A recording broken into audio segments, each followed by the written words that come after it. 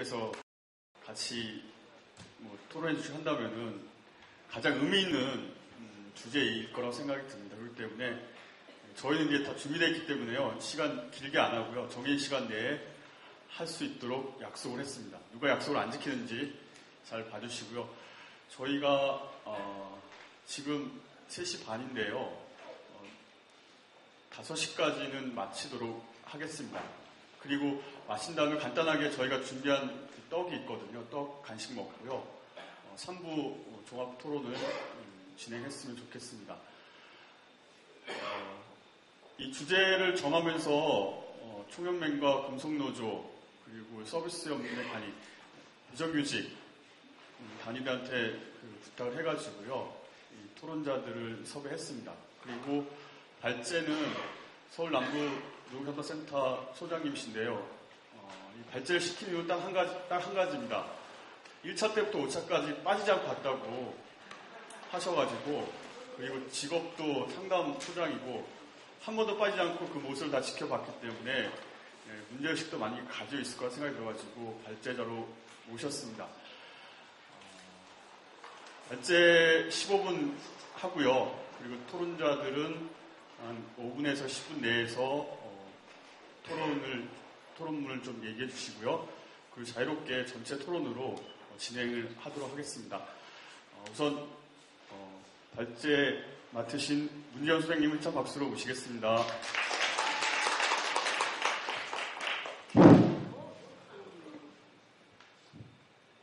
네, 문재훈입니다. 반갑습니다. 원래 제 역할이 평생 쪽수 채워지기하고 땜빵 하기인데요. 이 발제자도 제가 알기로는 거의 땜빵에 가까운 거로 알고 있습니다.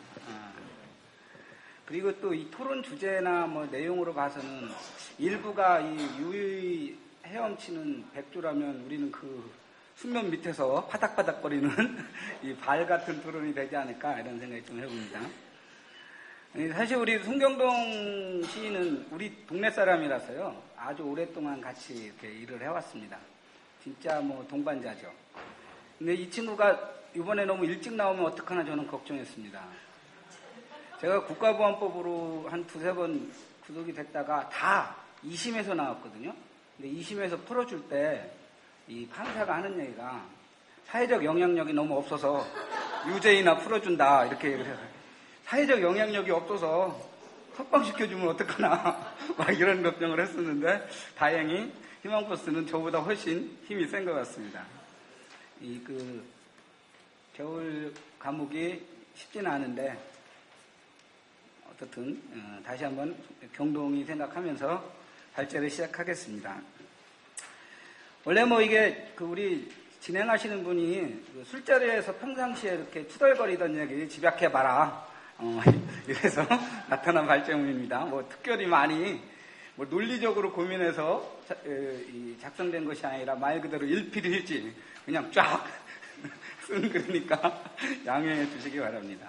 원래 이게 여기 계신 이창근 동지나 신유아 동지가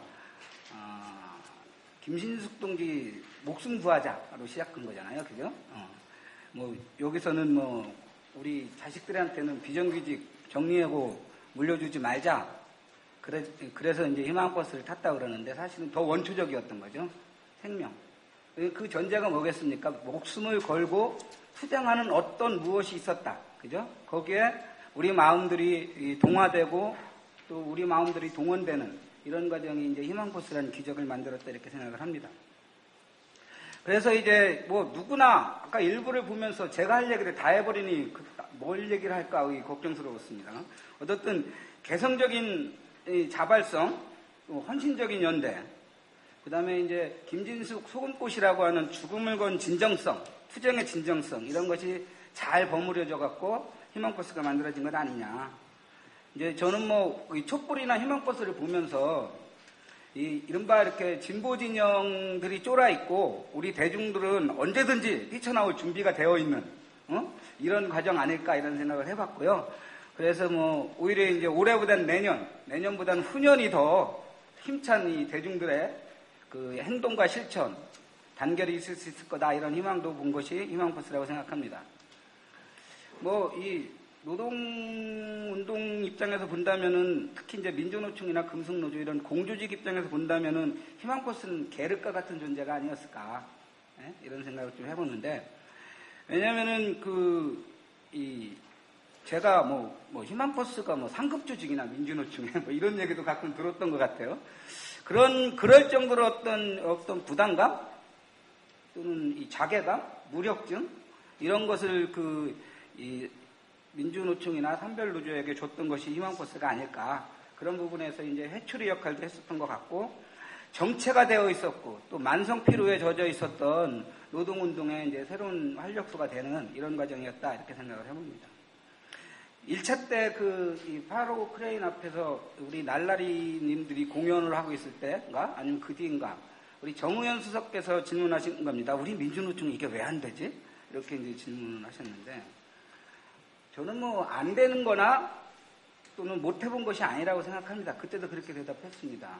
우리 87년에, 91년에, 97년에 진짜 충분히 해본 것이거든요. 자발적으로. 그런데 언제부터인가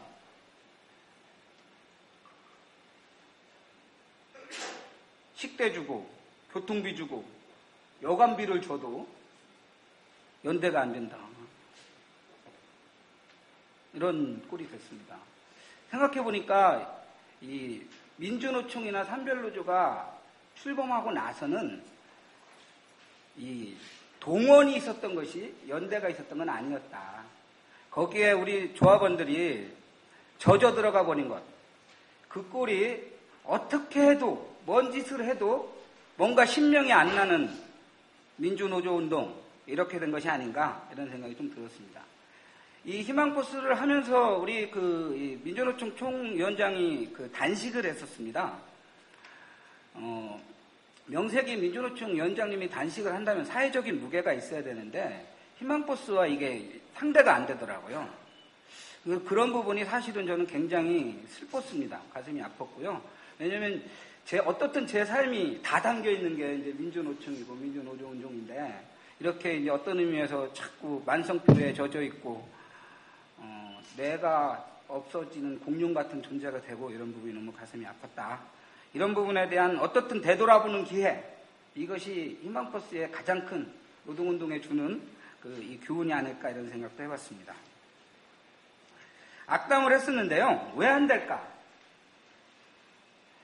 민주노총이랑 연대하면 좀 답답해요.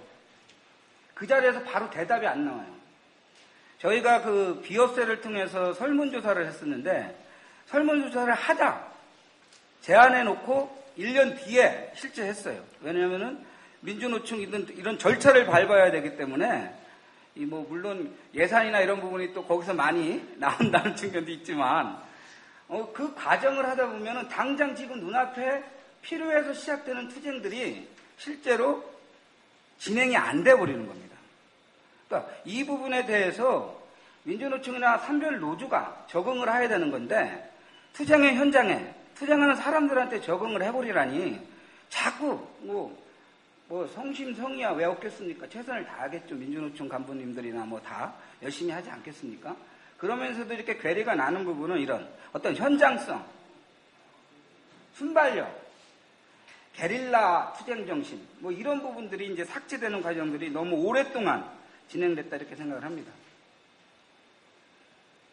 뻥파업은 하지 않겠다. 보통 이런 얘기를 많이 하잖아요. 뻥파업은 안 해야죠. 근데 파업을 선언했으면은 그것에 대한 책임을 져야 되는데 그것에 대한 성찰은 없고 연맹이 안 돌아간다. 현장 정서가 그렇지 않다. 이런 어떤 이 핑계를 찾는 방법을 찾는 것이 아니라 이런 요소들이 너무 오랫동안 누적이 되어 있었던 것이 우리도 모르게 민주노조 운동이 뭔가 답답해 보이고 갑갑해 보이는 이런 지금의 모습을 낳지 않았을까 이런 생각을 좀 해봅니다.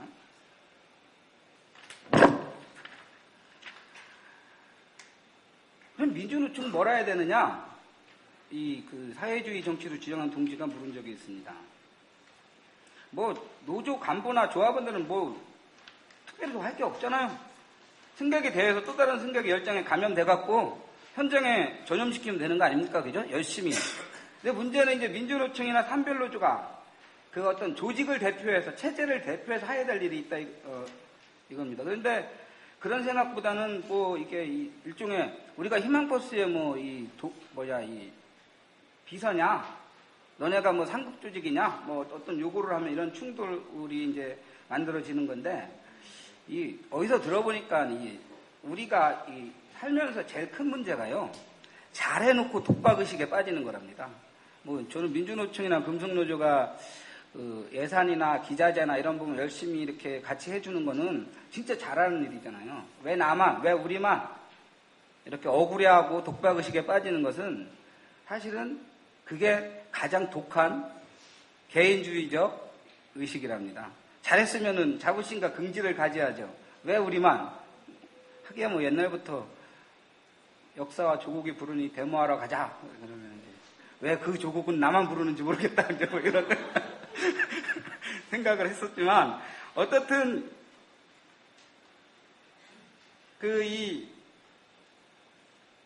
희망버스란 도화선을 조직 노동자란 본체로 이어지는 제대로 된 연대, 제대로 된 집중, 그러니까 사실은 민주노총은 제대로 된 총파업만 이 희망버스 기간에 한 시점에 맞춰서 제대로만 때려줘서 민주노총은 제 역할을 150% 하는 거잖아요. 그죠?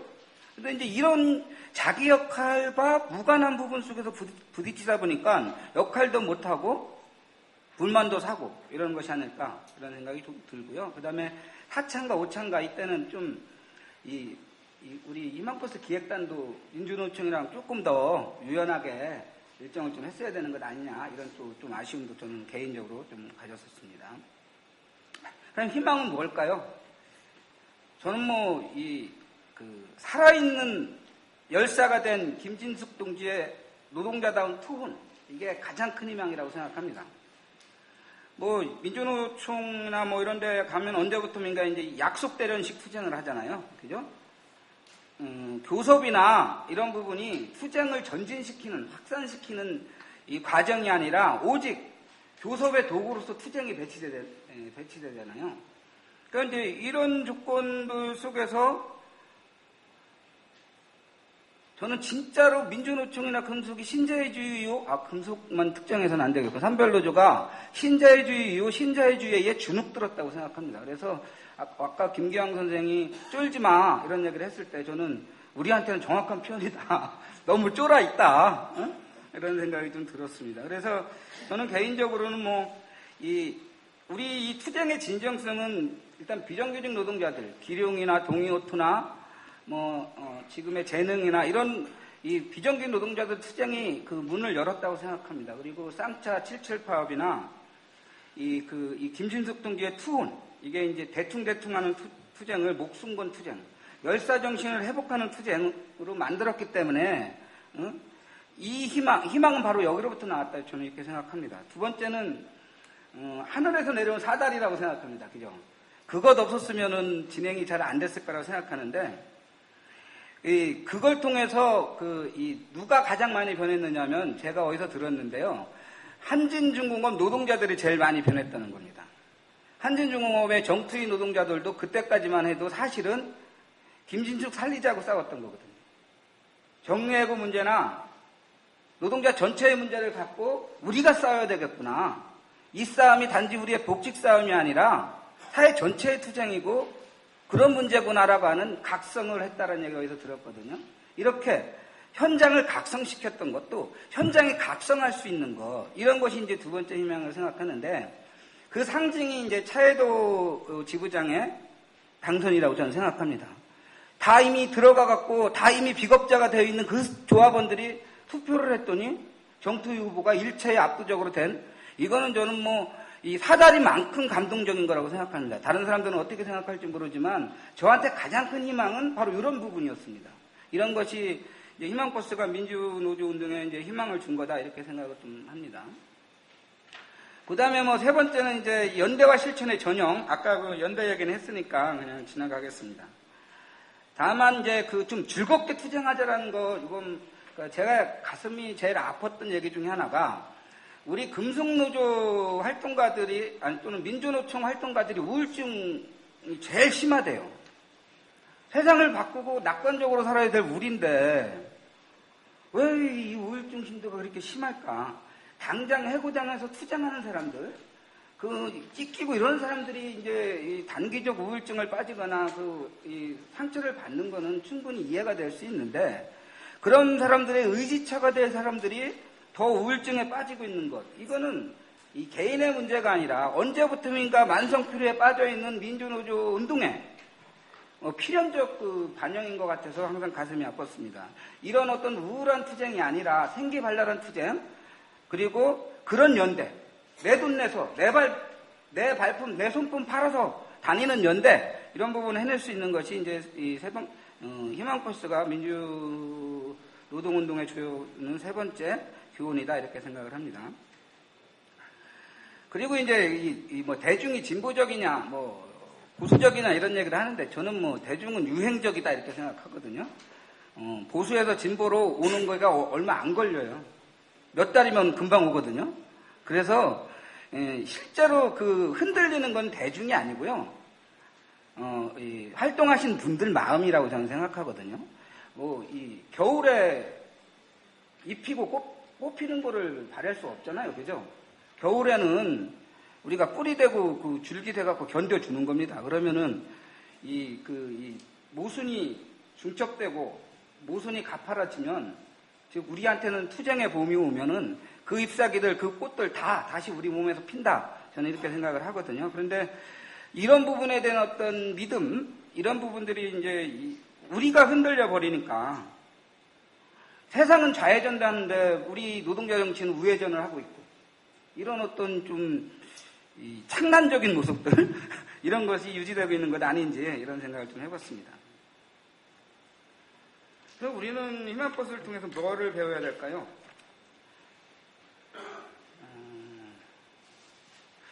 아까도 얘기했는데요. 이제 양아치처럼 생각하지 말고, 양아치는 지만 살겠다는 거 아닙니까? 그죠? 쪽팔리게 살지 말고, 쪽팔리게 안 사는 건 의리를 지키는 겁니다. 여럿이 함께 사는데 쫄지 말고 살아야 되겠다. 이런 부분을 희망버스가 준 것 아닐까. 그래서 우리 민주노조 운동도 신자유주의 트라우마를 빨리 쫓아내버리고 쫄지 말고 전투적 변혁적으로 민주노조를 재생시켜야 되지 않을까. 빨리 못 만들기에 들어가야 되지 않을까, 이런 생각이 듭니다. 특히 저 개인적으로는 이 전문가주의라는 거 별로 좋아하지 않습니다. 민주노총이든 금속노조든 무슨 노조든 이렇게 토론하는 거 보면 다 교수님들이 나오셔서 얘기를 하시더라고요.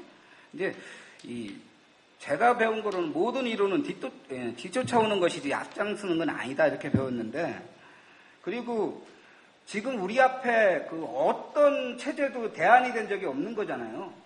근데 어디 가서 올해 박사학위 땄다고 해서 갑자기 대안 제출자로 이렇게 하고 이런 것이 이게 합당한 것인지, 이게 이제 하나의 불만이고, 또 하나의 불만은 위로부터 상향돼서 현장의 경험과 현장의 관점을 갖는 노조 간부들, 상층 간부들이 거의 없다라는 겁니다.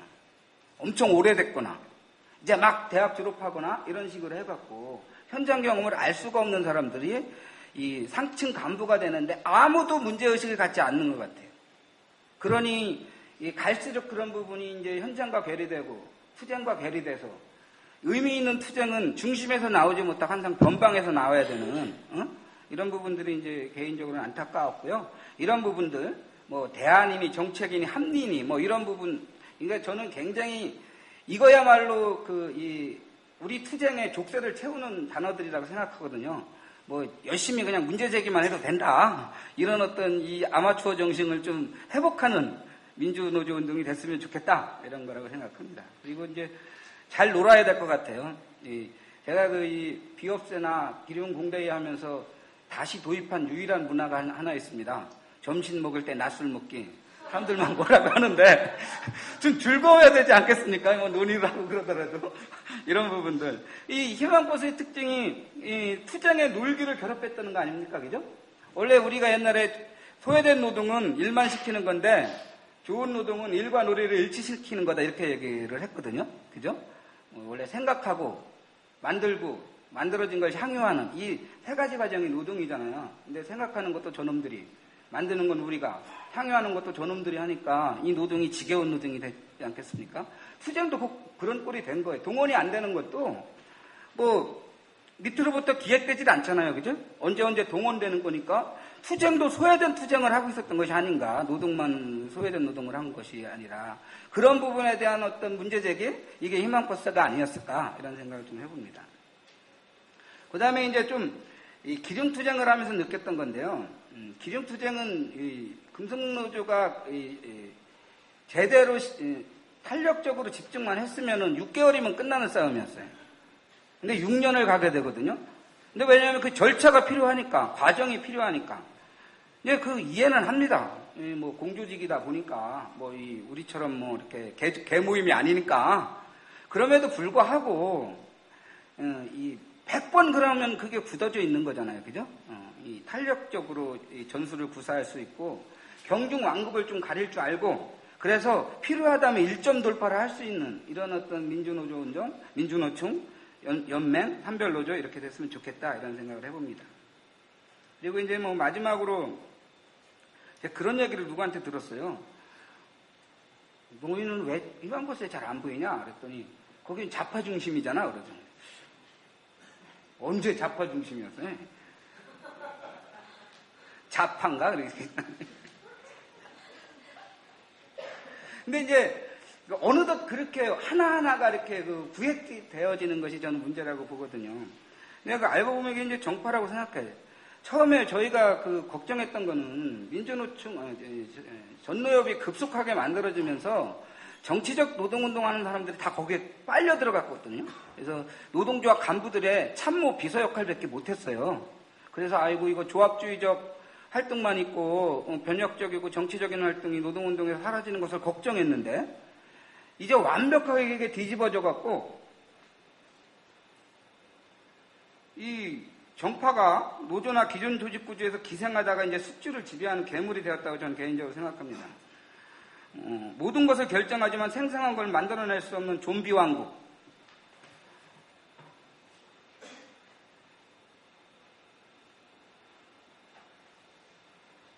정파 속에 숨어버리죠, 그죠? 개인이 잘못했어도, 그 다음에 이 정파가 이 대의 명분을 만들어줍니다.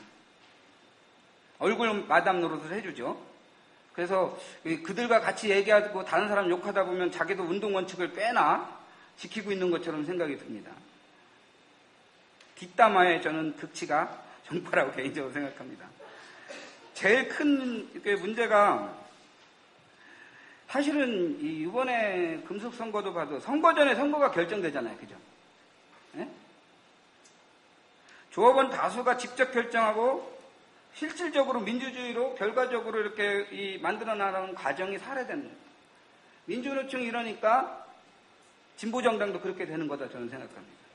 진보정당이 그래서 노동운동이 이렇게 된 게 아니고 그 반대라고 개인적으로 생각합니다. 그리고 뭐 견해가 다르면 외면하거나 절차와 과정을 통해 말려 죽여버립니다.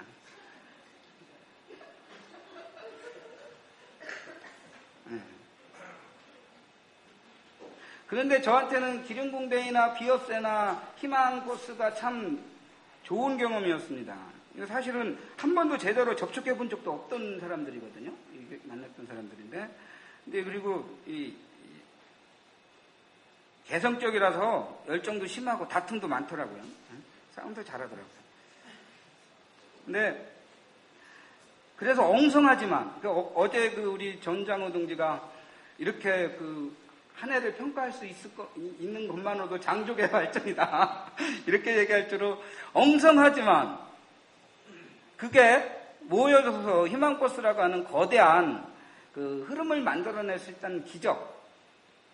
이런 부분 속에는 나는 적어도 희망버스가 지나가는 그 속에서는 정파가 잘 보여지지 않는다 이렇게 생각이 듭니다. 근데 그걸 갖고 나눠먹기 시작하거나 그것을 자기 것으로 전유하는 문제가 생길 때 이런 문제가 발생되지 않을까 이런 생각이 좀 드는데요. 어쨌든 전 개인적으로 비업세 경험이나 희망버스의 경험이 너무 좋은 게 마치 김장김치 같았습니다. 김장김치가 맛있으려면은 다 좋아야 되잖아요. 그죠? 배추도 1급이고, 고춧가루도 1급이고, 젓갈도 1급이고, 다 좋아야 돼요. 응? 다 개성 만발해야 되고, 고춧가루가 배추 닮아서는 안 되잖아요. 그죠? 이 소금이 배추 닮아서도 안 되잖아요. 그런데 그게 어우러지면 김치가 되잖아요. 김장김치가 되잖아요. 그죠? 가장 좋은 것들이 잘 버무려지는 이런 부분이 한 예로서 희망버스가 있다고 보고요. 그런 부분을 우리 민주노동운동에서 빨리 확실히 이렇게 캐치를 하는 게 좋겠다 이런 생각이 듭니다. 마지막으로 시간이 좀 많이 지났죠. 중간에 이제 정치인들이 뭘 가져간다, 빼앗긴다 이런 얘기를 하는데 저는 사실은 이번 과정 속에서 정동영 의원을 아주 찬사를 보냅니다. 좋게 봤습니다. 좀 이용해 먹어도 괜찮을 것 같아요. 예? 그렇게 성실하게 이 연대를 할 수 있다면은. 그리고 또는 저는 걱정할 게 하나도 없다고 생각하거든요. 희망버스라는 게 비정규직 싸움 77 쌍용 파업 한진중공업 정리해고 싸움으로부터 시작됐고 김진숙이라고 하는 중심이 뚜렷하게 살아있는데 그걸 누가 가져갈까 뭘 걱정할 게 있어요. 오히려 더 많이 연대할수록 고맙다 이런 생각 가져도 충분하다. 그런 것을 가지고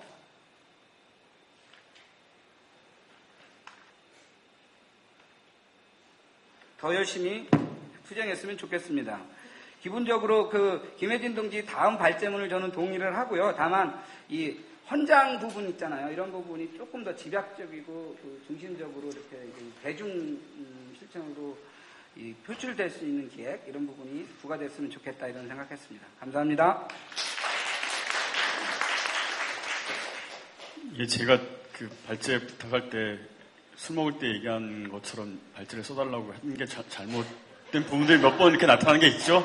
그건 좀 제 잘못을 이해해 주시고요. 여튼 이 발제문이 담고 있는 여러 가지 문제의식이 많이 있는 것 같습니다.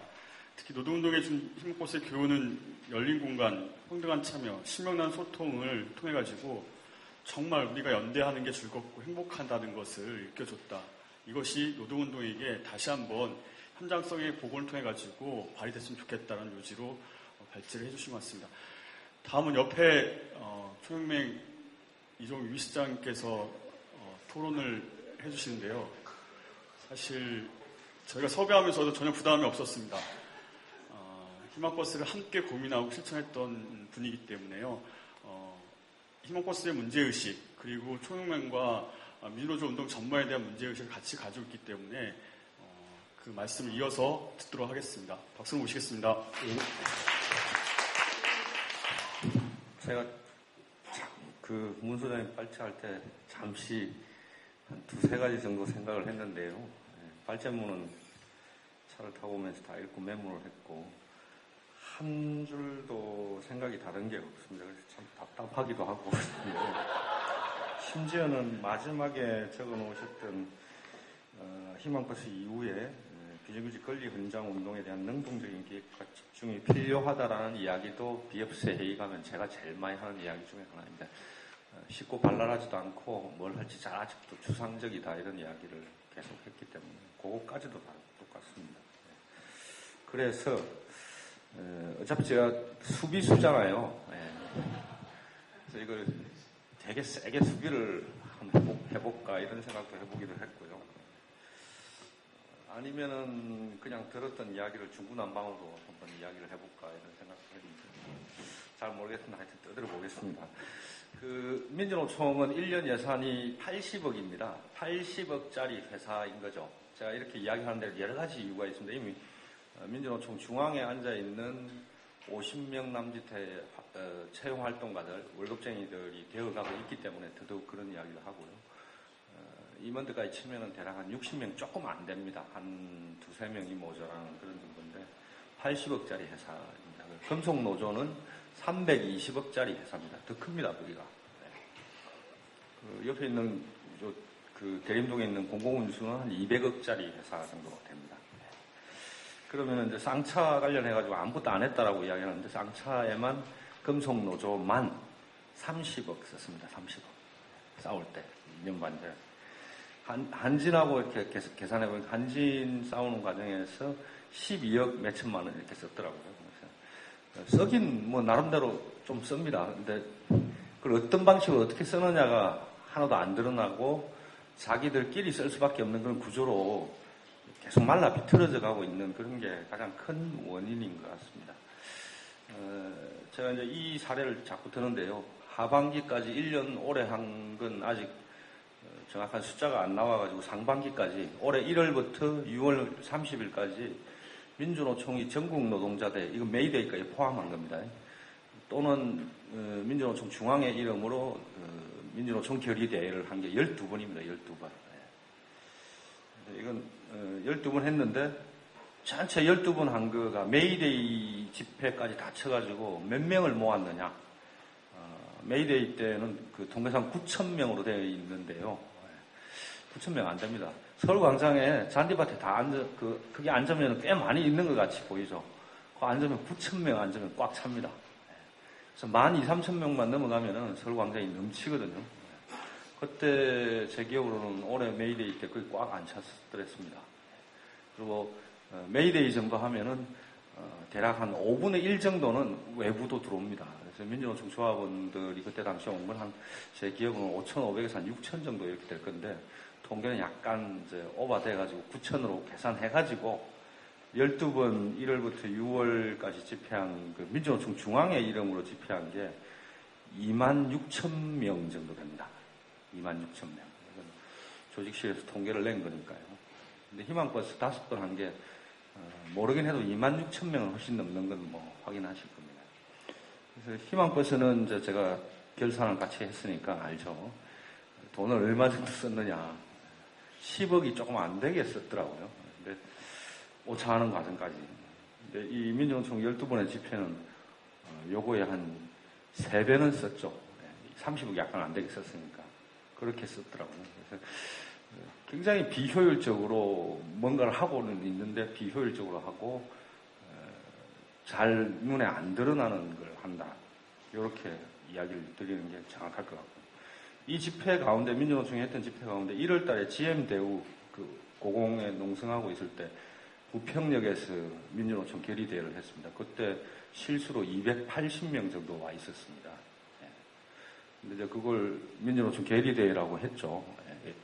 한 3년 전 정도 되면은 1,000명 이하짜리 민주노총 결의대회를 하면 쪽팔린다라고 막 이렇게 이야기했는데, 이제 뭐, 올해는 보신각에서 민주노총 결의대회를 2번씩이나 했으니까, 보신각은 700명이 넘어가면 꽉 차는 거 아시죠? 더 이상 미어 터져가 있는 겁니다. 그래도 700명은 채워가지고 집회를 했죠. 그래서, 그럼에도 불구하고 우리를 그 민주노총을 비판하는 분들이 좀 더 이렇게 목금을 휘두를 게 아니고 좀 더 예리하게 당금을 치고 정확하게 흉부를 찔러야지만 가능할 거라고 보여지거든요. 여전히 이제 뭐 교수들이나 뭐 연구자들은 그제였죠. 한겨레 신문에 왜냐하면 한 면을 다 틀어가지고 복지 노동 동맹 뭐 은수미 박사 발제해가지고 요만한 우린 얼굴 사진도 나오고 그랬는데, 그게 보면 유종일 KDI 교수도 그렇게 이야기했고, 은수미 박사도 그렇게 이야기했고, 한결같이 이제 습관적으로 민주노총이 기업별 노조주의에 빠져가지고 문제다라고 이야기를 하는데, 제가 2년 반 동안 한번 쭉 민주노총 중앙에 있으면서 한번 되돌이켜 봤어요. 과연 우리가 현대자동차 정규직 노조를 위해 가지고 민주노총 중앙 임무를 2년 반 동안 한 게 있나? 없습니다. 하나도 한 게 없어요. 대기업, 기업별 노조 이기주의 이거조차도 한 게 없습니다. 그거는 한 5, 6년 전에 했습니다. 단위원장이 있을 때는 대기업의 이해와 요구를 위해 가지고 싸웠던 그런 지점이 분명히 있습니다. 근데 근자에 한 4, 5년 이렇게 지나오면서는 대공장 정규직 노조, 기업별 노조의 이해와 요구를 위해서도 일을 하지 않는 그런 구조입니다. 잘 아시다시피 근자에 2년 동안 했던 일은 민주노동당과 진보신당을 합치고 상설연대체를 만드는 데에 한 8대2의 힘을 주면서 거의 100%가 그 일만 했던 거죠. 그리고 나머지 대부분의 투쟁들은 자기 연맹들이 했던 투쟁이고, 그걸 모아가지고 민주노총 집회를 1년에 상반기에 12번 했으니까 하반기에도 한 12번 하니까 한 20번 남짓 정도의 집회를 한 4, 5만 명 정도를 모아가지고 계속 간단 없이 이제 진행하는 그런 정도입니다. 그래서 평가 지점이 습관적으로 그럼에도 불구하고 민주노총은 대기업, 기업별 노조 이기주의 그네들의 이익을 위해서만 싸운다는데 그거라도 좀 했으면 좋겠다는 생각이 들고요. 그거 한 적이 없습니다. 저는 아무리 봐도 이경훈 지부장하고 무슨 내밀하게 위원장이 이야기를 하면서 그런 집회를 열어본 적도 없는 것 같고 교대 근무제와 관련해가지고도 이야기를 해본 적이 별로 없습니다. 그런 상황인 거죠. 조금 더 예리하게 그 당금을 가지고 가슴을 좀 정확하게 좀 찔러줘야 움직일 만큼 수준에 되어 있습니다. 그래서 아까 말씀드렸다시피 민주노총 중앙에 지금 57, 8명 정도가 위원장부터 시작해가지고 담당, 차장도 못한 담당까지 있는데 제가 총무국장하고 한번 이 토론회 오기 전에 한번 쭉 손으로 헤아려 봤습니다. 자기가 조합원이었던 사람, 전노협부터 시작해가지고 12명이 있습니다. 자기 손으로 노조를 만들어 봤던 사람 8명인가 9명인가 있더라고요. 이런 정도입니다. 그래서 발제자가 이야기하시는 그럼 이 도대체 나머지 사람 다 어떻게 들어왔느냐. 그렇죠. 이제 정파운동으로 이제 다 들어온 거죠. 현장에 경험이 없는 이들이 상급의 간부가 되는 뭐 요런 그들이 그 배출 통로가 정파다 이렇게 되어 있는 게 정확하죠. 그래서 지금 상집이나 중집 열면은 꼭 그렇게 이야기하시는 분이 있습니다.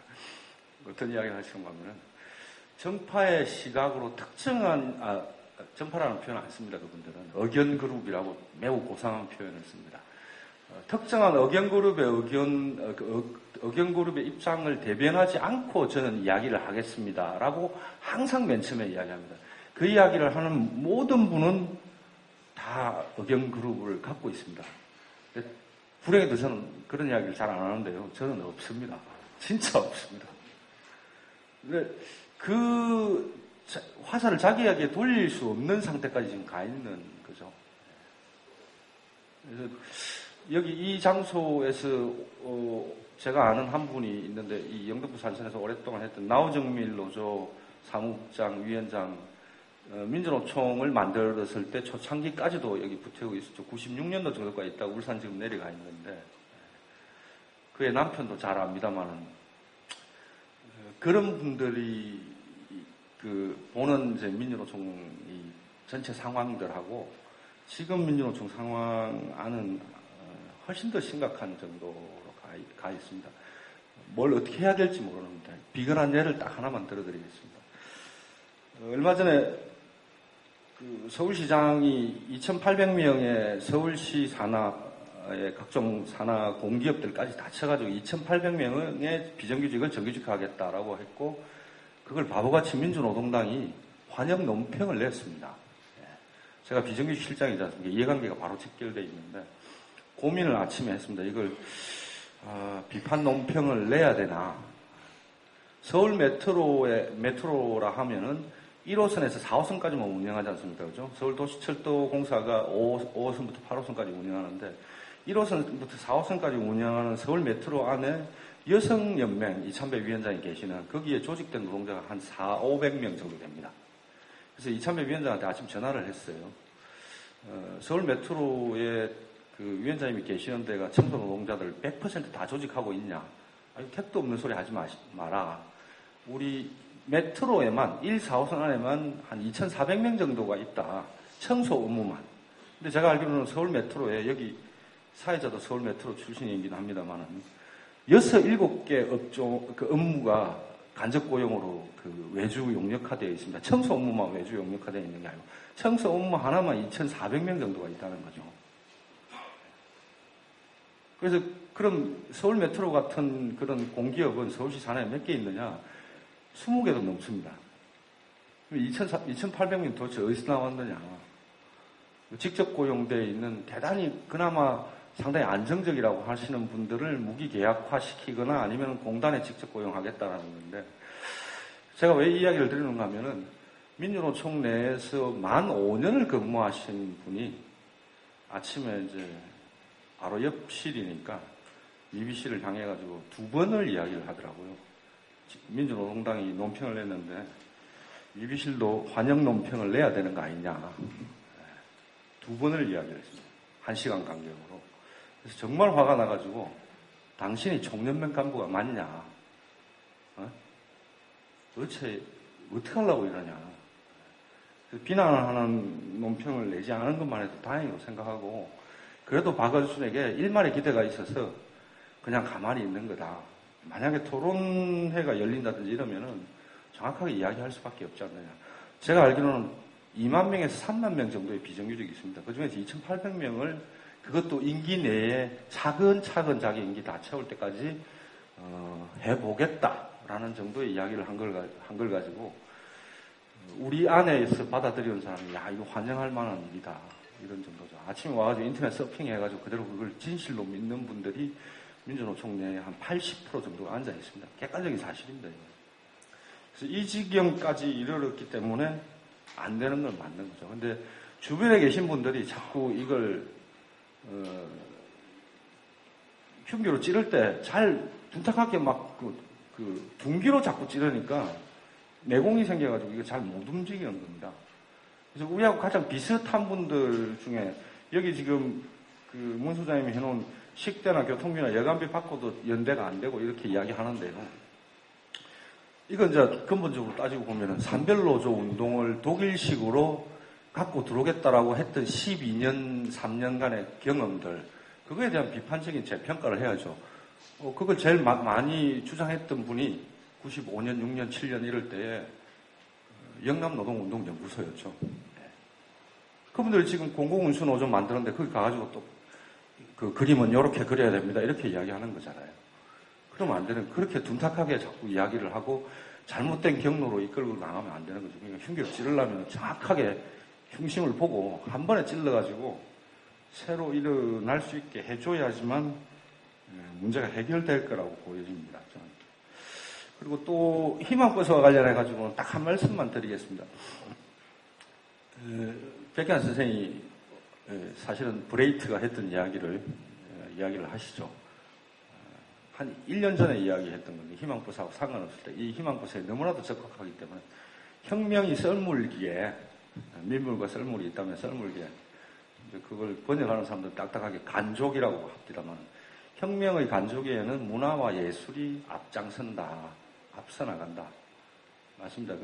근데 예술 그 자체가 혁명일 수 없다라는 것은 문화와 예술 그 자체, 그 본인들도 알고 계시는 거죠. 그래서 인문학적인 접근만으로 해결될 수 있는 게 희망버스였다면은 좀 더 과학적인 접근도 동시에 고려할 필요가 있지 않겠는가. 그러다 보니까 뭐 한겨레 신문은 밑도 끝도 없이 송시인의 산문집에도 작가의 말을 대신하여라는 앞쪽에 보면 이렇게 나와 있습니다. 한겨레 신문과 경향신문은 밑도 끝도 없이 지금 계속 쌍차로 가라라고 대놓고 이야기한다. 그게 맞을 수도 있는데 감성으로서만 모든 문제를 해결할 수는 없다라는 것에 대한 고민 이런 것들은 우리가 이제 앞으로 함께 풀어나가야 될 숙제가 아니겠느냐 이런 생각을 합니다. 예.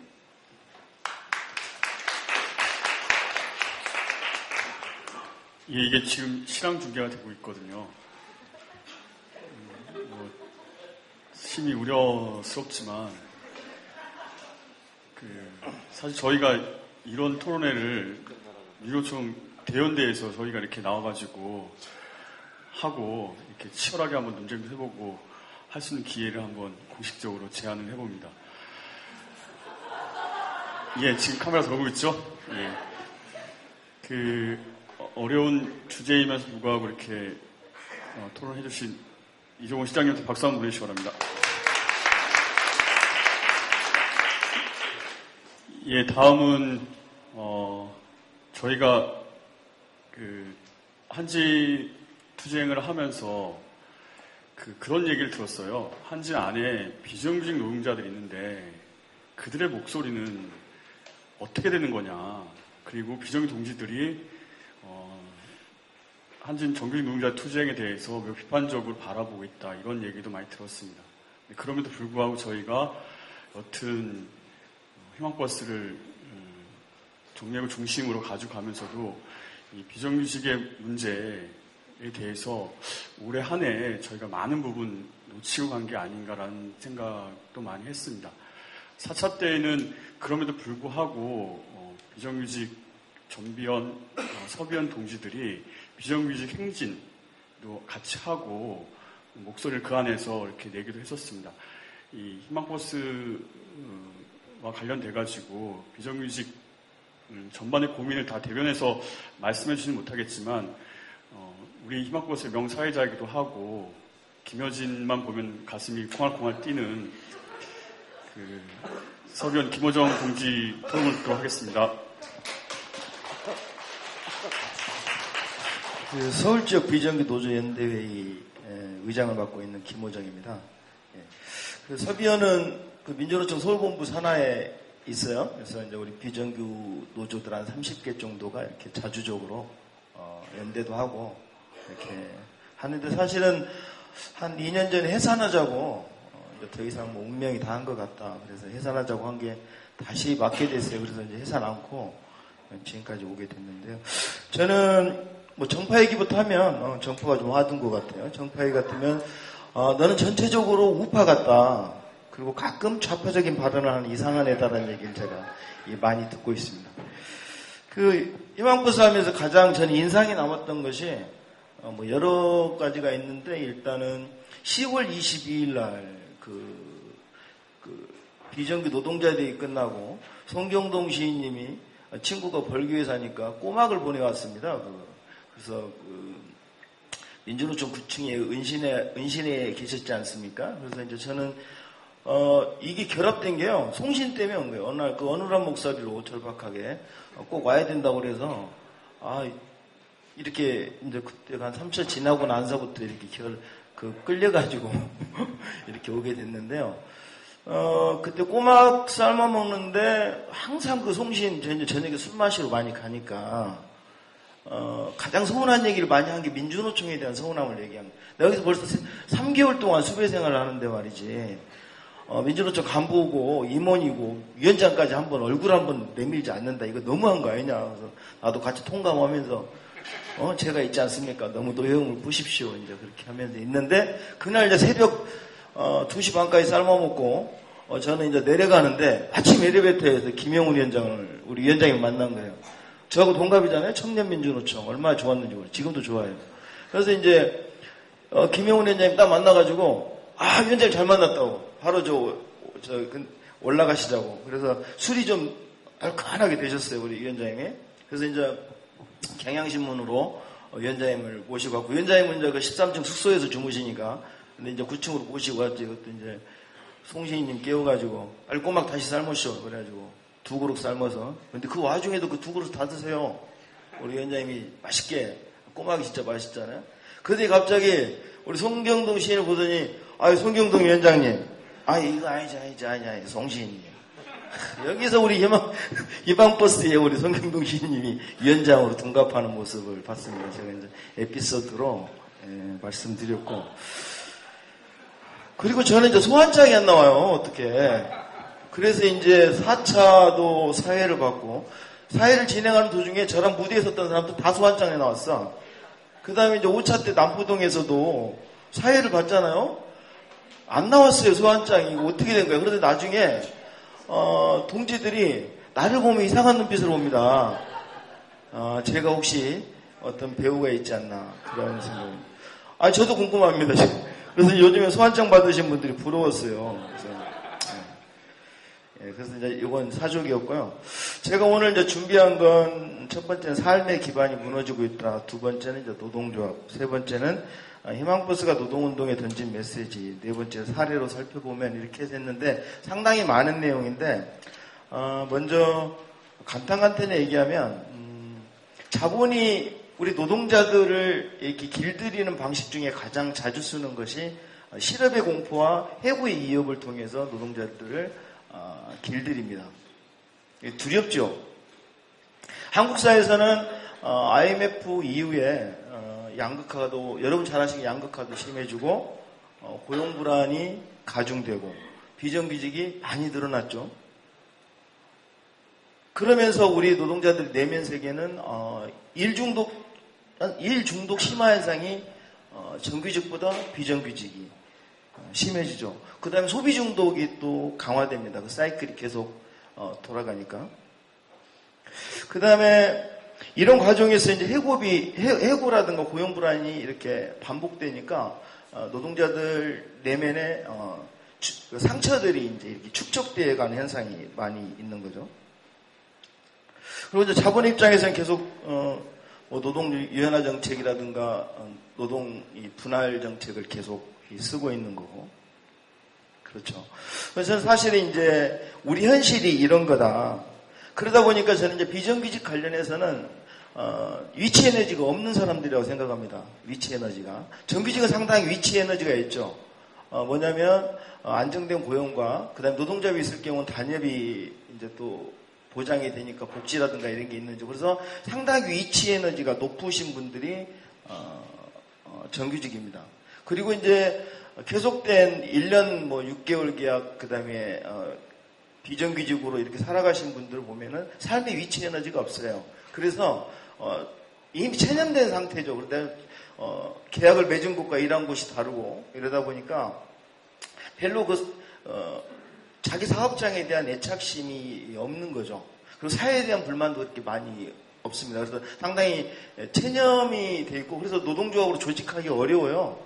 이분들 저도 우리 사무연대 노동조합에서 비정규직 조직화 사업을 하는데 그렇게 성공한 사례도 있지만 조직해서 이렇게 안착시키는 사례가 그렇게 많지는 않습니다. 굉장히 힘들어요. 왜 그러냐면 시작하면 해고가 돼야 되고 그 다음에 이분들이 견딜 수 있는 기간은 잘하면 그 실업급여 받는 기간 뭐 4달, 6달인 거고 그런 측면에서 이제 우리 기룡동지들 계신데 우리 기룡동지들은 진짜 엄청난 투쟁을 통해서 극한의 한계 속에서 투쟁을 승리를 만들어내신 건데 대체적으로는 그렇습니다. 삶의 위치 에너지가 없는 거죠. 그래서 이제 그런 측면이 좀 특징 중에 하나로 이렇게 이제 보여지는 거고요. 예. 이제 노동조합으로 좀 들어오면 저는 이제 일단 민주노총 그만 욕해라 그럽니다. 저도 상당히 민주노총 서운했죠. 내가 몸 담고 있는 민주노총이 왜 이렇게 됐냐. 한 24년 된 거 아니면 87년부터 이 사반세기의 역사를 가진 민주노총이 사실은 사람도 나이 먹으면 늙습니다.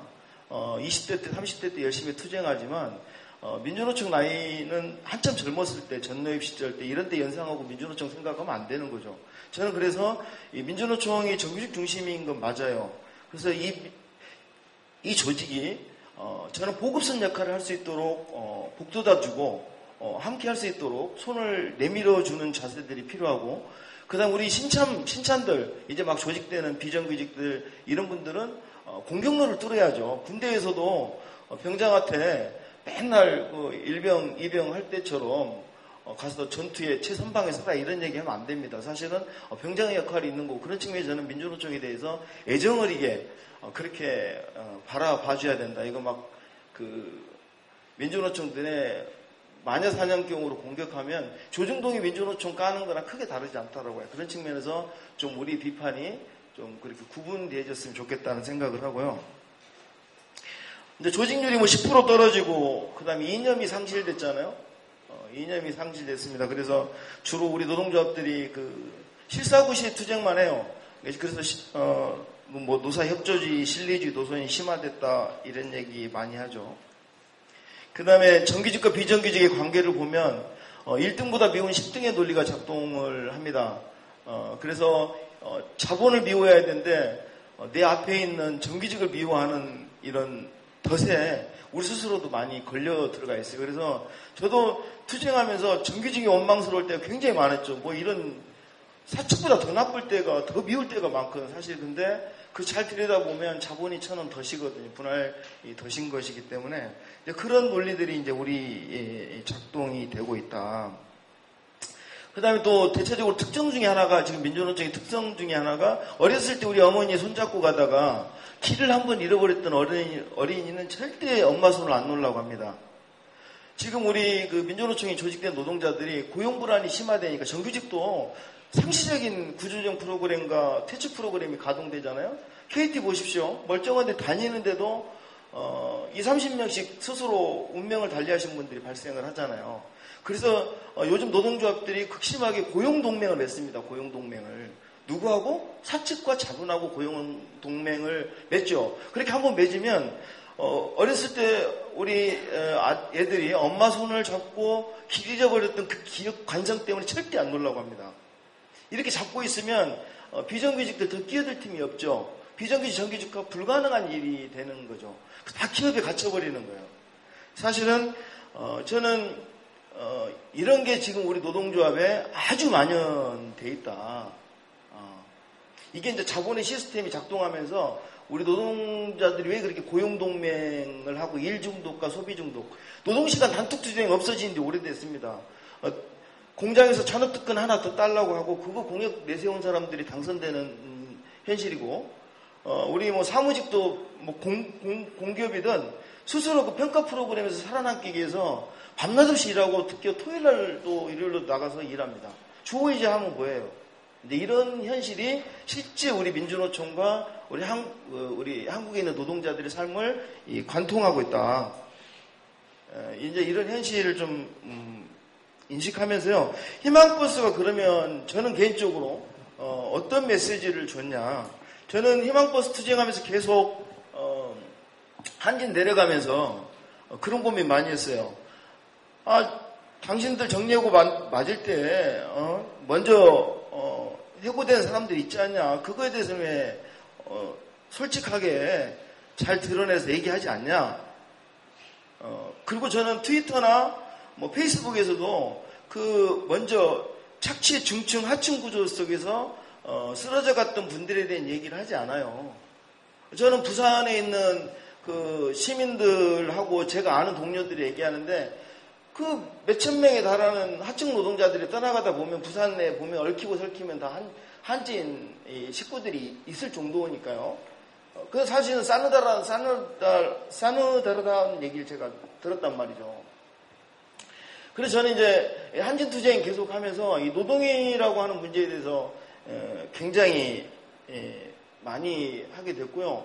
어쨌든 그 정리해고 문제와 비정규직 문제를 어쨌든 한진투쟁을 하면서 저는 이게 전 사회적으로 이게 확산됐고 이면에서 숨겨져 있었던 그 비정규 노동자들의 소리 소문 없는 해고의 문제도 이 수면에 올라왔다고 봅니다. 그래서 그런 측면에서 사회적 의제로 노동 문제가 사회적 의제로 전면화된 것이 저는 굉장히 좋은 것이었다고 생각을 하고요. 그 다음에 이제 경직된 현재 노조 운동에 대해서 열린 운동으로 많이 견인해냈다고 생각합니다. 저도 노동조합에서 딱딱하게 굳어 있었어요. 그래서 희망버스 결합 오면서 적응하는데 상당히 어려웠습니다. 일단 회의하는 것도 이상하고, 제가 뭐 모든 게 다 이상해요. 저도 심지어 비정규 투쟁을 하는데도. 그러니까 저도 몸이 지금 동지들 만나고 말랑말랑해졌어요. 좀 더 말랑말랑했는데 지금 그런 상태까지 가려고 하고 있고요. 그런 측면에서 열린 공간으로 좀 많이 했고요. 그 다음에 정권과 자본에 대한 우리 사회적 분노를 자발적으로 표출했어요. 오히려 정권과 자본이 쫄고 있는 거 아닙니까? 그런 게 보였고, 그리고 또 치밀한 준비와 사전 조율 없는 전술 운영. 이건 전문적인 용. 사전 조율 없는 전술 운영이 짜고 치지 않았다는 거죠. 저는 노동조합 하면서 항상 정복구랑 통화해가지고 오늘은 여기까지만 갈 것이고 서한을 전달할 것이고 언제 끝날 것이라는 걸 항상 소통하면서 몇 년 하다 보니까 몸에 익었는데 도대체 이놈 전술회의만 하면은 우리 희망버스팀 전술회의 하면 이게 진짜 빈틈없이 그렇게 가는 거예요. 그러다가 우리 심야동지한테 한번 혼났잖아요. 사람들한테 큰 소리로 다음 곳은 어디라고 그래. 심야동지 당신이 그러면 되냐고 경찰들이 여기 닦아내는 혼난 적도 있습니다. 그래서 이 사전 조율 없는 전순운영으로 자본과 정권을 쫄게 했다는 거 이거 아주 저는 잘했다고 봅니다. 그 다음에 그리고 정의로운 의제로 사회적 공감을 형성했고요. 이데올로기 투쟁, 조중동 눌러버린 거 아닙니까? 쟤들도 할 말없게 만들어버린 이데올로기 싸움에서 저는 선점을 한 겁니다. 그리고 정세를 손에 잡히는 정세 운영, 이거 참 우리 운동하면서 많이 느껴보지 못했는데, 손에 잡히는 정세, 손에 잡히는 이데올로기 투쟁을 실제 우리 주도로 했다는 게 대단한 겁니다. 저는 그런 측면에서 이데올로기로 앞서간 거, 이거 저는 상당히 의리 있었다고 생각하고요. 그 다음에 정치에 의존하는 관성에서 이 정치를 선동하고 그들이 스스로 움직이게끔 하고, 그래서 아까 우리 문재훈 소장님이 저렇게 정동영 같은 사람들이 다시 개선해서 선한 일을 할 수 있는 구조로 끌어냈다는 거. 그런 측면에서 저는 예전에 우리가 투쟁 하나 터지면 정치권 찾아갑니다. 가깝게 저는 이제 홍의덕 의원님을 자주 가죠. 근데 사실은 그렇게 썩 좋은 결과를 못 받았어요. 한 번도. 솔직히 큰 도움을 못 받았습니다. 홍의덕 의원님한테. 그 점은 좀 서운한데. 그런데 그런 게 아니고 오히려 우리의 주도적인 투쟁을 통해서 정치권을 움직이는, 그래서 이제 좀 미흡한 건 있죠. 국회 공보문인데 그건 사실은 그건 우리의 한계가 아니고 우리가 만든 한계라고 생각하지 않습니다. 그 성과라고 저는 보고 있는 거고요. 좀 말이 길어졌나요? 예, 좋습니다. 그리고 이제 마지막인데요. 어쨌든 지침을 내리지 않고 자발적으로 할 수 있었다는 것이 상당히 좋았고요. 이제 스스로 지침을 내리게 되더라고요. 저에 대해서 계속 스스로 지침을 내려서 할 수 있는, 개인적으로 보면 좀 많이 사람을 열어놓는 계기가 됐다. 그래서 그런 점이 참 좋았습니다. 예, 이상입니다.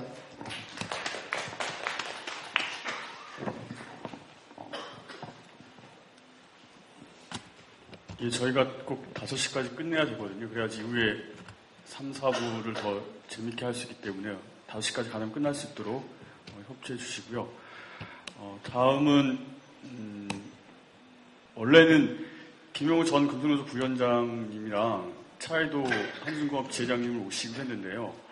김용우 전 부위원장님은 도저히 근무를 빠질 수 없는 조건이었고요. 차이도 지회장님은 지금 현장에 급한 일이 있어가지고 참석을 못 하셨습니다. 이 점 좀 양해해 주시고요.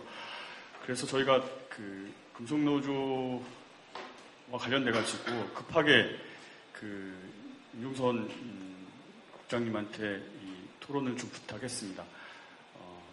일단 박수로 모시겠습니다. 이런 걸 현장 땜빵이라고 그러죠. 아주 급하게. 그래서 아까 그 이정원 시장님이 회사 얘기하고 금속노조 320억 말씀하시는데요. 그런 회사의 한 사람보다는 그 희망고 승객들 중에 한 사람으로서 말씀드리겠습니다. 앞에 금속노조가 되어 있는데요. 그리고 사실 연초론이 있기 전에 아니면 이후라도 노동운동 내에서 금속도 또 관련된 문제의식이 좀 토론되고 그런 부분들이 희망버스 함께 했던 분들과 같이 교류되고 확장됐으면 좋겠다라는 말씀을 드립니다. 희망버스 관련해서 금속노조나 노동운동 노동자들은 저는 세 가지 측면으로 드러나고 생각합니다. 하나는 대단히 처음에 굉장히 불편해 하지 않았는가 생각을 좀 합니다. 여러 가지로. 그러니까 두 번째는 미안해 하지 않았는가 생각합니다. 우리가 해야 될 일을 한 번으로 끝나지 않고 연달아 확장되면서 뭔가 문제나 상황을 돌파해 나가는 어떤 그런 상황들을 보면서 한편으로는 불편해하고 조금 더 가슴 깊은 곳에서 드러나는 어떤 미안함들이 함께 있었다라는 생각도 듭니다. 그리고 세 번째는 함께 하려 했다는 생각이 좀 들어집니다. 물론 이 부분에 대한 평가가 좀 다를 수 있겠지만 여러 가지 측면에서 뒤늦긴 했지만 희망버스와 함께 이 문제를 해결하기 위해서 노동자들이나 내부적으로는 판단하고 함께 했을 때만이 뭔가 문제를 해결할 수 있다라는 어떤 그 속에서 함께 하려 생각합니다. 그렇지만은 어떤 기존의 관성과 방식과 상황들을 여전히 넘어서지 못한 가운데서 함께 하려 했기 때문에 그것이 어떤 빠른 시간 내에 어떤 증폭되는 효과로서의 어떤 상황들을 변화시켜내지는 못했다라는 그런 개인적인 판단을 하고 있습니다. 다시 하자면 함께하고 어울리려고 했지만 적응을 잘 못했던 거죠. 어떻게 해야 될지 잘 모르고 어떤 건지 잘 모르고 이런 생각이 좀 들어지고요. 그 과정에서 각 지역별로 어떤 금속노조의 어떤 방침이나 어떤 지침, 어떤 그런 전달에 앞서서 각 지역별로 희망버스를 논의하고 또 고민하고 준비했던 분들과 지역에 계신 어떤 저희 노조의 투쟁사업장이든 아니면 지혜라고 그러는데요. 사업장 단위를 저희는 지혜든 지부든 어떤 그런 조합원들이 자발적으로 나서서 지역의 어떤 준비 주체로서 지역에서 시민들도 희망버스 승객들도 모으고 같이 만나서 얘기하고 이런 과정들이 기존과 다른 상당히 진전된 어떤 그런 모습들 갖지 않았는가 이렇게 생각합니다. 아까 소장님이 만성피로 정체 절차와 과정 얘기를 하셨는데요. 그런 생각이 좀 들어집니다. 그리고 이제 연대 관련해서 동원이라고 표현을 하셨는데요. 그래서 오늘 뭐 토론의 주제도 이제 희망버스 노동운동에 던진 물음에 답하다. 답할 수 있는 현재적인 어떤 상태나 어떤 얘기가 모아지거나 이뤄진 이런 상태는 아닌 것 같고요. 여전히 이제 고민들, 그 다음에 희망버스 상황이 이후에 어떤 투쟁이나 심지어는 노조 운영에 이르기까지 어떻게 투영될 수 있겠는가, 어떻게 작동될 수 있겠는가, 그 문제의식과 방식과 상황들이 이거에 대한 어떤 고민을 하는 간부들, 또 조합원들, 활동가들이 상당히 있고 이 토론회 이후에 어떤 그런 부분들도 좀 모아낼 필요가 있지 않는가 생각이 좀 들어집니다. 그래서 저는 좀 짧게 말씀을 드리고 조합원분들도 많이 오셨는데요. 이후에 토론하면서 좀 같이 얘기를 나눴으면 좋겠습니다. 첫 번째로는 그러한 문제의식 속에서도 여전히 희망버스에 함께했던 어떤 승객들 그리고 노동자와 시민이라고 표현되어지면서 여전히 연대의 대상으로서의 대상화하는 것에서는 좀 문제가 있다 시각에 생각을 하고 있습니다. 그래서 저는 노동우제의 사회적 확장보다는 이미 그런 노동운동의 사회적 확장은 대단히 노동조합주의적인 노동조합 중심의 어떤 사고와 문제의식을 그렇게 표현하는 거다 이렇게 생각합니다. 그래서 저는 개인적으로 노동자와 시민의 만남, 노동운동의 확장이라기보다는 이미 전체적으로 사회적으로 문제가 되어지고 있는 어떤 정리해고 문제나 비정규직의 문제를 자기 문제로 인식하고 그 마음을 함께 모은 과정이었다라는 생각이 좀 들어집니다. 그래서 이후에서 노동운동 내에서도 예를 들어서 단위나 시민들, 그다음에 이런 분들을 연대로 대상하기보다는 실제 그들과 함께하는 연대의 자기 주체로 노동조합이 나서야 된다, 노동조합이 나서야 된다 생각합니다. 그래서 예전처럼 다수가 조직될 수 없고 현재의 민노총이나 조직률은 빠른 시일 내에 급격하게 변화되기는 어렵다라는 보여집니다. 그런 조건 속에서 다수의 노동자 서민들을 위한 연대의 주체는 조직된 노동자의 노동운동이 어떻게 답할 것인가에 대한 자유계획들이 있어야 된다 생각합니다. 그렇지 않고서 계속 많이 있는 민주총 내 113개, 금속노조 내에 31개라고 하는 어떤 투쟁사업장에 대한 해결, 또는 다 비정규직 문제, 정리해고 문제, 공장 폐업 문제 다 안고 있죠. 그러한 또 투쟁사업장의 해결 과정에 대한 좀 더 다른 방식으로의 연대로 손을 내미는 이런 방식도 곤란하지 않는가 생각합니다. 그래서 노조를 넘어서는 그리고 공장을 넘어서서 실제 연대 주체로서 노동운동이 어떤 사회적인 역할을 할 것인가에 대한 고민이 필요하고 그것을 현실화해야 될 과제들이 있다 이렇게 좀 생각을 하고 있습니다. 그리고 또 하나는 좀 말씀을 좀 드리면은 이번 희망버스의 그 과정에서 저는 어떤 우리가 희망하는 만들고자 하는 어떤 세상 사회가 가능하려면 그런 세상과 사회를 살아가기 위한 주체들이 형성돼야 된다고 저는 개인적으로 생각을 하고 있습니다. 다시 얘기하자면은 그러한 주체들의 자기 준비와 자기 마음들이나 상태가 없으면 실제 어떤 새로운 상황이나 어떤 변화가 와도 변화가 온지도 모르고 와도 뭔가 감당하지 못하는 상황이다라는 생각이 듭니다. 그러한 측면에서 봤을 때 이번 희망버스 전 과정에서 기존과 좀 다른 어떤 새로운 주체들, 그건 사람의 다름을 의미하는 게 아니라 그 희망버스가 가져왔던 서로들과의 관계, 만남, 희망버스 진행되면서 보여줬던 모습들, 이런 부분들은 충분하게 어떤 다른 사회의 가능성들, 다른 사회에서의 주체로서의 어떤 이 가능성들을 보여준 측면에서 대단히 의미 있는 게 아닌가 생각합니다. 그래서 그러한 부분들을 단순하게 연대로 제한하기보다는 그러한 부분으로 관계들을 어떻게 이후에 확장시켜 나갈 것인가, 여러 가지 상황에서 고민이 필요하다 생각합니다.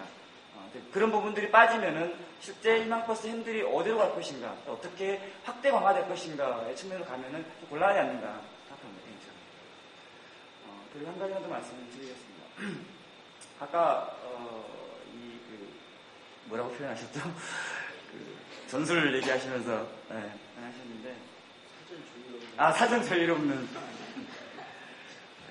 그래서 저는 이제 노동운동 내부로 보면 어떻게 변할 것인가, 그 다음에 연대 주체로 어떻게 나아갈 것인가. 저는 이제 아까 소장님이 얘기하셨듯이 그거는 어떤 집회 참가에 대한 비용 지원의 문제가 아니라 어떤 집회를 기획함에 있어서 실제 조합원 대중들의 마음을 움직이고 있지 못하다 생각합니다. 그래서 희망버스가 보여줬던 실제 대중들의 마음을 어떻게 움직이고 그런 마음을 잊고 마음에서 소통하고 그 마음의 수준과 상태에서의 상황들을 만들어내는가가 핵심적으로 중요한 상황이다 생각합니다. 그래서 노동운동도 그런 측면에서 단순하게 간부동원, 조합원이 참여하는 집회가 아니라 그걸 넘어서는 그 내용에 대한, 그 상황과 내용에 대한 조합원들을 어떻게 이해하고 있는가, 조합원들이 어떤 마음 상태인가 해서 그런 부분들을 변화시키기 위한 핵심적인 사업과 노력들이 뒤따라야지만이 현재의 어떤 계속 변화없는 또 상황의 진전을 얻고 사람들은 지쳐가고 문제는 해결되지 않는 이런 반복들을 끊어낼 수 있다라는 생각을 좀 합니다. 마지막으로 한 가지만 말씀드리겠습니다. 소장님 발제하시면서도 그렇고 또 많은 사람들이 얘기를 합니다. 전 개인적으로 물론 노동운동이 운동이 변혁을 지향해야 하는 거 맞지만 물론 이제 그에 따라 판단이 다를 수 있겠지만요. 노동운동의 전투성 복원이라는 것은 재검토가 필요한 게 아닌가 생각을 합니다.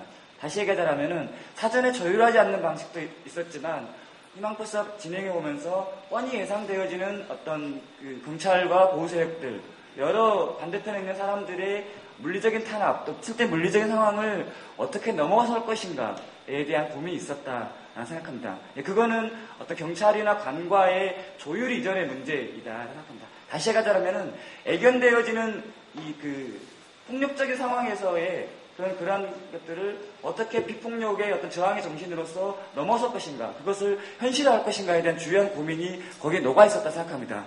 그러한 부분에 대한 접근 없이 어떤 전투력의 복원이나 노동운동의 전투성의 어떤 현실화, 과거에 있었던 이런 부분을 접근하면은 사실 문제를 풀어가는 데 있어서 우리는 국가로부터 우리를 둘러싸고 있는 주변을 폭력기관, 합법적인 어떤 폭력 도구, 국가로부터 얘기를 하지만 실제 우리의 운동과 실천 과정, 여러 가지 또 대화로 시작된 이런 과정에서 실제 그러한 폭력성들이 어떻게 드러나고 있는가는 내면적으로 돌아봐야 된다. 그런 측면에서 일반적으로 얘기되어지는 노동운동 전투성 보고는 좀 곤란하지 않는가라는 생각이 좀 들어집니다. 그래서 몇 가지 말씀을 좀 드렸는데요. 아까 말씀드렸듯이 저는 이제 노동운동 시민사회 진영, 그 다음에 희망버스 승객 또는 노동이 이렇게 좀 분리되는 것에 대해서 굉장히 좀 반대를 하고요. 물론 각각의 상황 속에서 희망버스가 보였던 어떤 가치나 정신, 그리고 모습들이 각각의 상황 또 노동운동이 받아 안아서 분명한 어떤 변화를 추구한다고 보여집니다. 그리고 아까 저도 말씀드렸듯이 어떤 노동운동의 노동자 문제를 해결하기 위한 의제를 확장시키기 위한 어떤 이 만남이 아니라 전반적인 어떤 문제나 상황 속에서 이 노동운동이 스스로 주체로 어떻게 나설 것인가, 연대 주체로 이런 부분에 대한 고민 속에서 의견을 좀 모으고 그런 내용들 이후 운동으로 현실화할 필요가 있다, 이렇게 생각을 말씀을 드립니다. 감사합니다. 예, 발제보다 발제이지만 이 토론자들이 제기하는 문제의식은 밤을 새서 토론해도 다 토론하지 못할 것 같은데요. 시간이 이렇게 제한되어 있다는 게 너무 좀 안타깝습니다. 여튼 발제문과 토론자의 토론 내용을 들으시고서 이제 자연스럽게 여기 모여있는 동지들께서 같이 토론을 좀 진행했으면 좋겠습니다. 주제는 희망버스가 노동운동에 준 교훈과 과제, 특히 과제 중심으로 자기 의견들을 좀 요약해서 발언해 주시면 고맙겠습니다. 자유롭게 질문도 필요하다면 질문도 해주시고요. 의견도 개진해 주셔도 상관없습니다.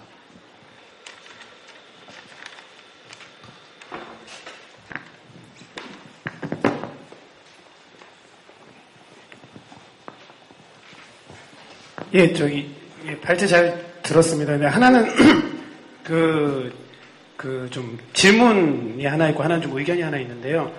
그러니까 문재원 소장님하고 이종호 실장님하고 좀 공이 조직운동 진영의 정파운동 문제를 얘기하셨는데, 일단 뭐 개인적으로는, 좀 운동이 좀 매우 정파적이어야 한다고 생각하는 입장이고요.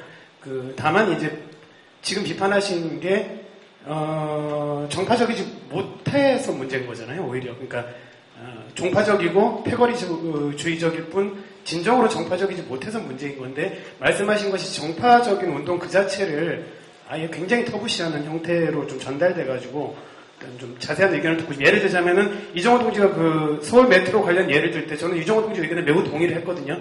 근데, 그런 의견을, 예를 들면 옆에서, 환영 논평 내라고 옆에서 이렇게 얘기를 할 때, 나 혼자 기분 나쁘면 안 내고 말하고가 아니라, 왜 의견 그룹을 안 가지시, 그러니까 그것은, 반박을 해야 될 문제다라는 의견 그룹을 왜 안 가지시려고 하는지를 모르겠어요. 그리고, 하나는 그리고 또 이종호 실장님 아까, 다른 분들한테도 궁금한 게 많은데, 이종호 실장님한테 궁금한 건 아니고요. 희망버스 말씀하시면서 또 문화예술 백현 선생님 말씀 인용하시면서 하셨는데, 인문학이나 문화예술이 이제 감성을 중심으로 한 건 맞지만, 저도 이제 좀 제 입으로 예술한다고 말하기 참 곤란하긴 하지만 어쨌든 예술 하면서 한 번도 문화예술, 인문학이 과학이 아니라고 생각한 적이 없거든요. 그러니까 그거를 감성과 과학을 완전히 분리하는 식으로 말씀하신 거에 대해서는 조금 제 의견하고 좀 다르다는 걸 말씀드리고 싶습니다. 예, 질문 마지막에 좀 모아서 답변하는 거로 하고요. 질문이나 의견을 좀 주시기 바랍니다.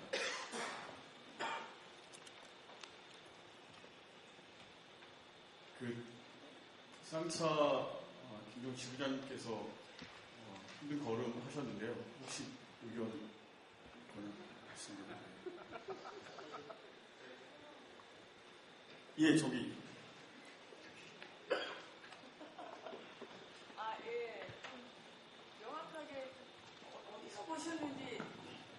어디서 보셨는지 저희 이종호 실장님한테 여쭙고 싶어서요. 제가 구민주노동당 서울시당 노동위원장이다 보니까 아까 사례로 박원순 시장이 비정규직 정규직화 문제 했을 때 저희가 시당도 논평이나 성명을 낸 적이 없고 공식적으로 중앙당도 글쎄 제가 다 찾아봤거든요. 근데 공식적으로 성명이나 논평을 낸 게 없어요. 왜냐하면 저희들도 어차피 이게 앞으로 어떻게 갈지 정확치 않은 상황에서 이걸 무조건 환영 논평을 낸다는 것 자체로 문제가 있고, 기존의 구청 단위에서 비정규직 정규직화 문제를 이야기할 때 이게 이제 공단으로 무기계약적으로 전환하거나 이런 사례들이었기 때문에 수치도 도대체 이게 어디서 나온 거며 이게 어디까지 조사된 건지 몰라서 이후에 이제 실태 조사를 지금 이제 실행을 하려고 하는 과정이기 때문에 저희가 입장 발표를 할 상황이 아니었거든요. 그래서 이게 어떤 개인 의견이었을 것 같다라는 제 추측인데 공적으로는 그런 발표가 없었기 때문에 한번 확인을 좀 부탁을 드려야 될 것 같아서 제가 말씀을 드렸습니다. 예, 그 질문은 모아서 답을 듣도록 하겠습니다. 예. 예, 저도 이종호 실장님한테 질문 하나와 의견 하나를 좀 드리려고 합니다. 먼저 이종호 실장님이 민주노총에 계시면서 민주노총에 대한 이야기를 아주 좀 적나라하게 해주셔서 이종호 실장님 얘기에 아마 관심이 많이 가기도 하고 그러는데요. 네, 이종호 실장님이 얘기하신 그런 비판의 지점들이 뭐 민주노총의 전체 조합원들 전부를 대상으로 한 이야기는 또 아닐 거라고 생각합니다. 아마 주되게는 민주노총 총연맹과 이제 상층에 상근하시는 동지들과 이제 지도부에 대한 좀 날카로운 일침이 아니었냐 이런 생각이 들고요. 제가 질문 하나 드리고 싶은 거는 그럼에도 불구하고 민주노총이 해야 할 자신의 이제 역할들이 굉장히 많을 텐데 그래서 이제 그러면 비판만 하면 되냐 이런 건 아닐 거고요. 민주노총이 자신의 역할을 좀 잘 하기 위해서 대안이라고 생각하는 건 어떤 게 있는지 좀 질문을 드리고 싶고요.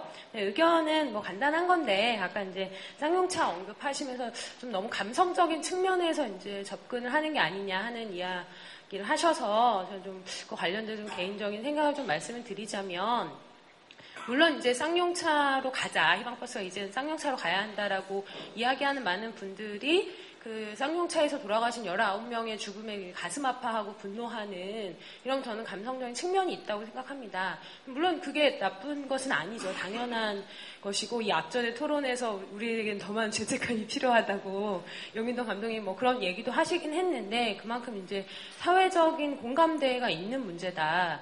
라고 생각을 하고요. 뿐만 아니라 쌍차는 단지 그런 감성적인 문제뿐만 아니라 우리 사회의 굉장히 많은 부분들을 문제점들도 지적하는 정치적인 측면들이 저는 굉장히 많이 있다고 생각하는데 이명박 정부의 구조조정 정책의 본류였고 가장 야만적인 방식으로 구조조정이 진행됐고 뭐 그 과정에서 끝까지 비정규직 노동자들과 함께 투쟁했던 사업장이기도 했고 뭐 살인 진압 문제라든가 이후에 해고자들의 관계, 사회적 관계 대책의 문제라든가 굉장히 많은 사회적인 문제들을 함축하고 있는 사업장이기 때문에 이제 쌍용차로 저를 포함해서 희망버스가 이후에 이제 쌍용차로 좀 힘차게 달려가자 하는 의견을 내는 사람들이 좀 그런 이제 측면에서도 쌍용차로 가자고 이야기를 하는 것이라는 이야기를 좀 드리고 싶었습니다.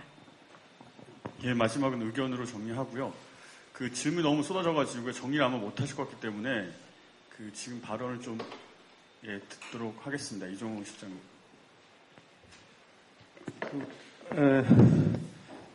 처음 한 분이 두 개 이야기했던 그 내용은 뭐 간단한 것 같습니다. 그 정파라 하면은 풀어가지고 쓰면 정치적 파벌이지 않습니까? 그죠? 정치적 입장이 같은 사람이 모여 있는 건데 제가 보건대는 그 안에 정치적 입장이 굉장히 많이 다른 사람이 예를 들면은 민주노동당의 그 대선 후보를 지난번 대선 치를 때 냈던 그 그 후보가 3명이었지 않습니까? 그죠? 근데 제가 아는 한 정파는 그 3명의 후보에게 각각 참모로 일을 하는 정파가 있었거든요. 굉장히 이상한 거죠, 이거. 그러다면 그게 정파는 하나인데 민주노동당의 대선 후보 3명의 캠프에 각각 다 들어가 계시더라고요. 이렇게 가는 거는 이건 진짜 그냥 또래 집단 아니냐 이런 의미고 정파는 요즘 뿌리 깊은 나무에서 나오는 것처럼 붕당이라는 형태로 정확하게 존재해야죠. 더 외부로 향해가지고 이명박에게도 그 전선을 칠 수 있는 게 그 정파의 힘일 거고 그런데 제가 보건대는 그냥 과거의 연으로 또래 집단으로 그 안에서도 굉장히 스펙트럼이 다양한데도 뭉쳐 있는 거죠. 중첩되기도 하고 막 그러는데 그거 이야기를 드렸던 겁니다. 그게 정도가 좀 심해져가지고 이제 폐해로 이제 가 있는 거죠. 소위 말하면 좌파 진영 안에라고 하는 특정한 정파 안에 굉장히 유연하신 분들이 그분은 다른 데 가 있어야 되는데 거기 들어가 있는 거를 많이 봤거든요. 그리고 상당히 오른쪽에 있다라는 정파인데 굉장히 원칙적인 분들을 많이 봤습니다. 이 자리에도 있고. 그래서 그런 것들을 좀 정리를 좀 해가지고 정치적 파벌을 정확하게 정치적 입장에 따라서 뭉쳐야 되는데 그냥 모여 있으니까 이게 나중에 이제 폐로 와지고 뭐 사람을 파견하고 빼고 넣었다 뺐다 이렇게 막 하는 그런 걸로 이렇게 양태가 나타나는 그런 문제를 이야기를 드렸던 거고요. 문화예술고 지적도 정확하게 맞습니다. 제가 이거 이야기할 때도 그렇게 이야기하실 거라고 생각했습니다. 그래서 문화예술인조차도 그렇다라고 생각하지는 않을 거라고 표현을 달았던 게 그런데요. 희망이라는 단어가 사실 따지고 보면 굉장히 신자유주의적인 단어지 않습니까? 그죠? 추상적이고, 보기에 따라서는, 까칠하게 보기에 따라서는. 그래서 그 내용을 좀 채워야 되지 않느냐. 이런, 과학적으로 좀 채워야 되지 않느냐. 그건 예술인이 채울 수도 있고, 노동운동을 하는 세력이 채울 수도 있고, 단체가 채울 수도 있다라고 보입니다. 그건 채워야지만 전국적으로 문제 해결을 할 수 있겠다라는 생각을 했던 거고요. 쌍차 이야기는 사실은, 의견이니까 따로 뭐 이야기를 드리지는 않겠습니다. 그리고 쌍차를 가자고 하시는 분들 중에 감성적으로 접근하시는 분들도 있을 거고, 굉장히 이성적으로도 지금 이야기하시는 바와 같이, 매우 한국 사회에서 모순의 결절점에 있기 때문에 가야 된다라고 하시는 것도, 그런 분들도 계신다는 거 동의하고요. 그 다음에 이 논평과 관련해가지고는 그 발언을 했던 분이 민주노총 대변인까지 지냈던 분이었는데, 그분이 저보고 첫마디로 물었을 때, 아니, 민주노동당은 논평까지 냈는데, 이건 민주노총 미비실은 뭐하냐, 논평을 내야 될 거 아니냐라고 이렇게 이야기를 했더랬습니다. 그래서 제가 보건대는 그분도 아마도 인터넷 서핑을 하다 보니까, 대변인이 코멘트 한 거를 논평이라고 판단했을 수도 있고, 민주노동당 서울시당이 논평을 안 낸 거는 저는 알고 있습니다. 왜냐하면 황철우 동지가 시당의 부위원장이기 때문에, 저도 좀 물었죠. 내셨냐? 그러니까 안 냈다라고 이야기를 들었습니다. 그래서 코멘트 한 내용이 맞을 겁니다.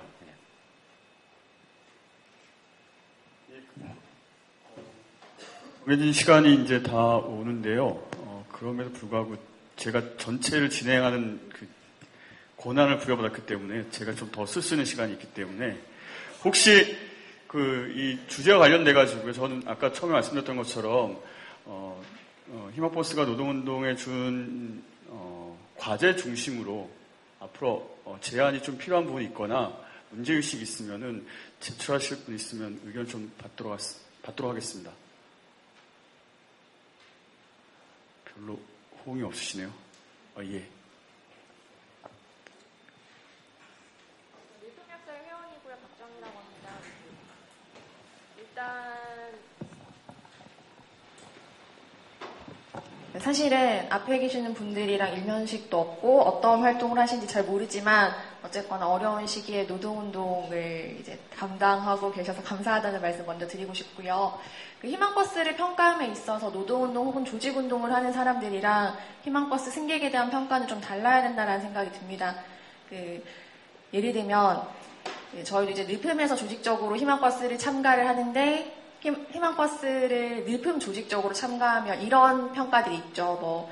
여기서 이러이러한 기획은 잘못됐었던 거 아니냐, 늪음이 이러이러한 세미나를 준비했는데 이건 잘못된 것 아니냐라는 비판과 이제 그걸 실제로 책임져야 되는 사람들이 있는 건데, 희망버스 승객들은 이제 물론 그 의도를 상당히 많이 존경하지만 자기가 자기 돈 내고 온 거기 때문에 이 판을 왜 이렇게 짰냐, 여기서 이런 준비가 잘못됐던 거 아니냐라는 비판의 지점이 살짝 애매해지는 거죠. 그래서 물론 희망버스가 잘못됐다 이런 얘기가 아니라 그런 대중들을 평가하는 거랑 노동운동 혹은 그러니까 조직운동을 담당하고 있는 이들이 희망버스에 대해서 평가하는 거랑 좀 달라야 된다라는 생각을 하고, 실제로 그런 부분을 기대했는데 그런 부분이 좀 녹아나지 않은 것 같아서 좀 아쉽다는 생각이 들고요. 그래서 현장에서 조합 지혜 단위로 참가하셨던 분들이 희망버스를 어떻게 평가하는지에 대해서 얘기를 좀 듣고 싶습니다. 그거 하나가 있고, 그러니까 그 얘기는 여기서 듣지 못하겠지만 이후에 금속노조에서건 민주노총에서건 토론회가 있었으면 좋겠고요. 두 번째는 늙음약사회라는 단위에서 보건의료인